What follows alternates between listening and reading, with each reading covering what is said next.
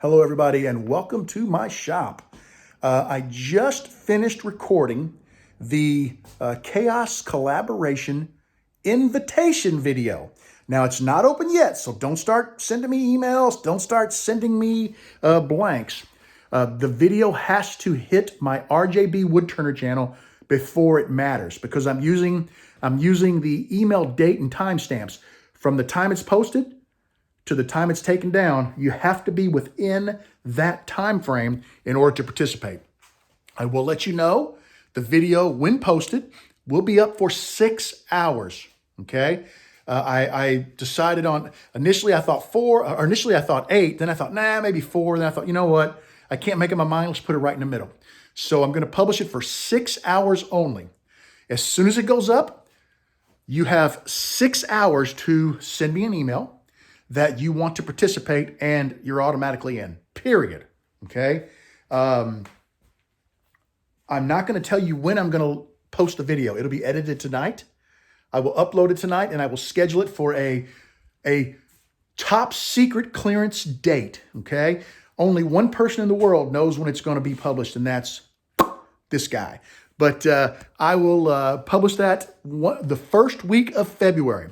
So that very first week, I don't know how it runs. It might be a couple days in January, then a couple days in February, however that runs. But the first week that contains a day of February, the February 1st, whatever that week is, one day during that week, and I'm not going to tell you which one, I got 7 days to choose from, the video is going to drop.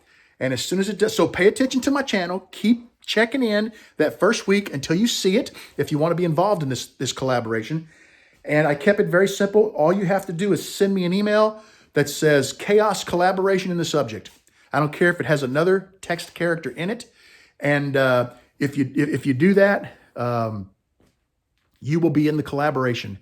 I am excited about this. I'm also nervous about it. And that's the reason why I'm using date and timestamps on the email. And I'm using a 6-hour time frame. I'm trying to be as organized as possible, because if you saw the number of people that responded to my announcement video about, hey, would you be interested in this? I think there's going to be a lot of people who get into this collaboration. So this old boy's a little bit nervous about the amount of work he may have just bitten off.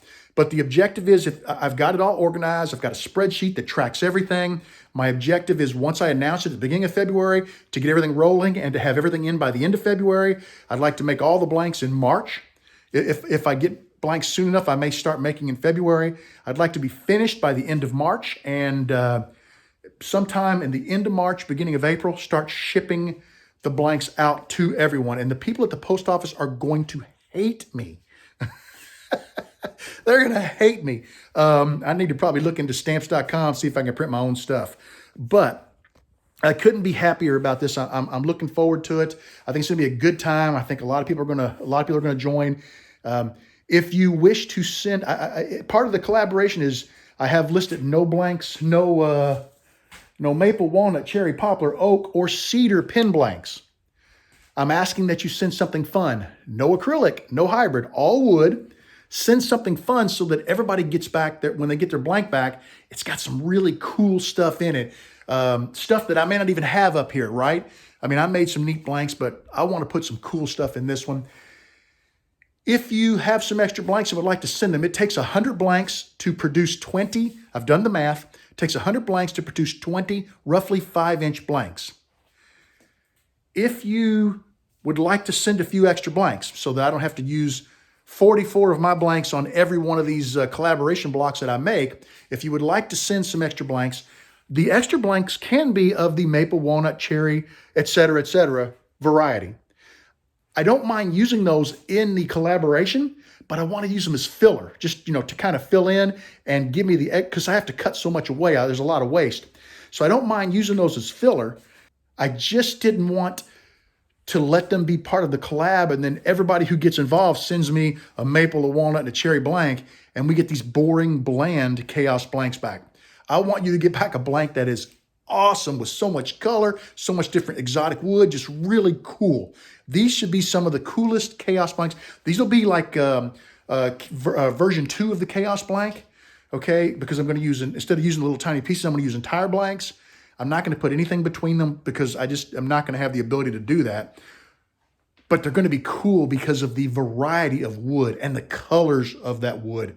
It's going to make them exceptionally cool. And I'm excited about that. But walnut and maple, those blanks will be nice. They'll give good contrast, but I just don't want it to be all that material, right? I want you to get something back that is not just a walnut and maple blank.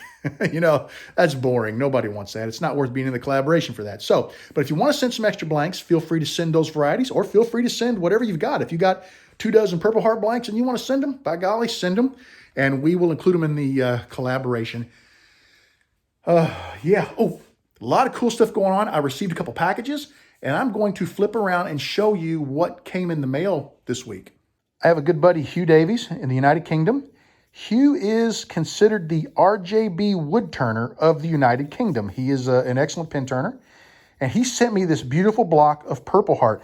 Now, this is not going to go into the collaboration. I'm saving this. I'm going to try to come up with a cool project for this if I can. But that's a very special chunk. Thank you so much, Hugh. Harold Martin sent me this. This is Fordite. Take a look at that. Isn't that cool? Never turned Fordite before. A lot of people have talked to me about it. They've told me that, you know, you need to douse it with CA, turn slow, super sharp tools, wear very special respirator or very good respirator. So I'm excited about turning that. Should be plenty thick enough to get a couple of pin blanks out of. And yeah, I can't wait to turn this. It's going to be a while because of the Chaos collaboration, but I need to also figure out what the best way to cut this is so that I make sure I get the maximum number of blanks out of each of these. So Harold, these are fantastic. They're gorgeous. I absolutely love them. Thank you so much. Colin Senift, and Colin, if I pronounce your last name wrong, I am so sorry, sent me these blanks. And take a look. Isn't that cool? These are Chaos blanks. But these actually come from cutting boards that he was making. They're offcuts, and he sent me a couple. And I am eventually going to get around to turning them, but you'll notice they are cross-grained. So these are going to be very difficult to turn. They're in grain. They're going to be very difficult to turn because as you turn in grain, when you're turning with the grain, it's fine. But when you get to the point where you turn against it, it can tend to lift the fibers and tear the wood. So these will be a challenge. But luckily, he sent me 2 of them. So I'll get a chance to, you know, really see if I can... it's going to put my skills to the test. Colin, they're beautiful. Once again, thank you. And just like I mentioned with Harold, it may be a while before you see these because I think I'm going to be tied up for the next couple of months with these Chaos collaborations. But gentlemen, thank you so much. Hugh, thank you. I really appreciate these incredibly cool blanks. This is what I'm out in the shop for today.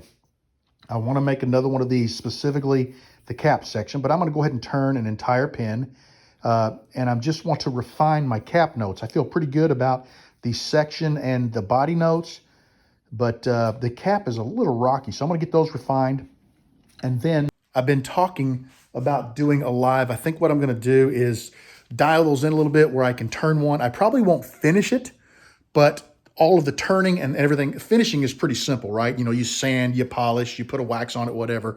So I'll skip all that stuff, but I'd like to do a live, a YouTube live, where I turn one of those pins and show everybody how few tools that I used and how few tools you can use to make or get started making a bespoke artisan kitless pin. Now, the problem I'm having, I've been talking with my wife about it. She's not real comfortable she doesn't want to be on camera, period. She's not real comfortable speaking on camera. And I was trying to convince her to be my my assistant in the shop, where she watches the computer screen and reads off the questions to me, because when you are doing something like this, it takes an incredible amount of concentration.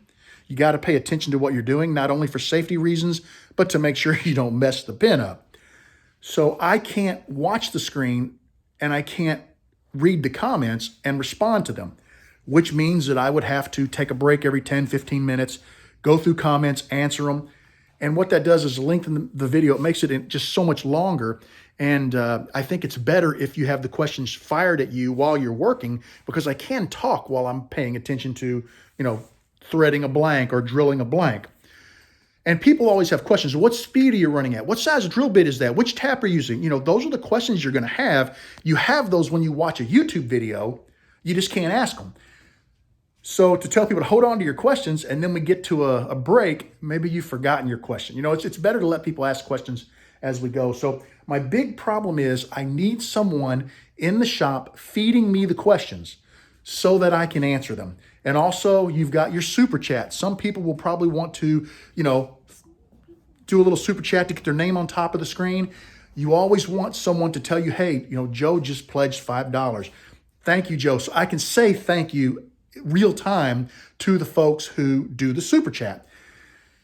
That's my big thing. I got to have somebody in the shop proctoring the videos and kicking people off, because you always, seems like the more people that watch, you always get one person who's not really interested in what you're doing. They just like to jump in and be a little childish and say things that are not appropriate and just kind of be a pain in the behind. And I need somebody to boot those people off. So I don't really have anybody else local who can do that. So I'm trying to figure that out. All of my kiddos are, you know, away at college, so I can't really get the kids out to do it. That's the holdup on that. Beyond that, if we can figure out how to proctor the video, you know, and feed the questions, we're going to do it. That's the only holdup I have. The only thing that's keeping me from doing a live and showing you guys how I turn these live on a YouTube. So if you got any ideas how I can make that work, let me know. If there's anybody in the area who is close to Southern Indiana, willing to drive over for a day and proctor a video for me during a live, we can hang out a little before, a little after that if you want, you know, and I'll show you how to do this personally. And yeah, we could do that, you know, and so let me know. Let me know. I just got to find a way to be able to do that efficiently, so that we don't have a 2.5, 3 hour video. I like to try to keep it to about an hour. I like to show you how to do it, cover all the bases, no finishing, and we make a pin. So let me know what your thoughts are on that. I just shot a video on shop jigs, so had to take a little diversion from my pin turning. Sorry, all you're seeing is me talking today, and I haven't really showed any photos of what I'm doing, but just really, it's been a wild kind of day. So anyway, keep your eyes out. I got to edit the video and then I'll get it scheduled. But it's about some of the jigs that I use regularly in my shop. It shows the jig and gives a quick demonstration of how they work. Now I'm going to get back to turning one of these pins. I got to clean my lathe off because I moved all of these tools over here so that I could shoot on my table saw. We're going to get this cleaned off. Then we'll dig out a couple of acrylic blanks and we'll turn ourselves another pin. I'm working on another pin. Just did the threads on this body blank, so I'm just testing with the cap from the yellow one, but it's going pretty well. I'm also trying to look for ways I can cut this down a little bit so that the video is not long. I mean, I won't be sanding and finishing on the video. I may have some things prepped, like blanks already pre-trued, things like that, that just, you know, they're boring and they take up time, and we can eliminate them and just explain that, hey, true your blank. Everybody knows that, you know, you turn the blank round. So I don't know. I'm thinking about it, and we're going to see what happens. Hopefully in a couple of weeks here, I can get something put together for you guys. Well, guys, I'm calling it for tonight. I got pretty far. I got the section completed. Got great extension on the nib. As I was turning the body, I broke my mandrel. I got 3 pins out of it. This was body number 4, and it gave way, which is not a big deal. I'll just turn a new mandrel, and then I can finish that. I've got the cap here. It's already been turned. It's difficult to tell, but this blank here actually has a tenon on it that fits the cap, and the cap is threaded on. So I'm at the point of shaping the cap. Then we'll come back and build the mandrel and do the body. That'll be on our next trip to the shop, maybe tomorrow. That's it for me, guys. I got plans this evening, and I need to shut the shop down and get out of here and get on with those plans. So you guys have a great evening. Thank you for hanging out with me, and I'll see you again, I hope, as soon as tomorrow. Take care. Bye-bye.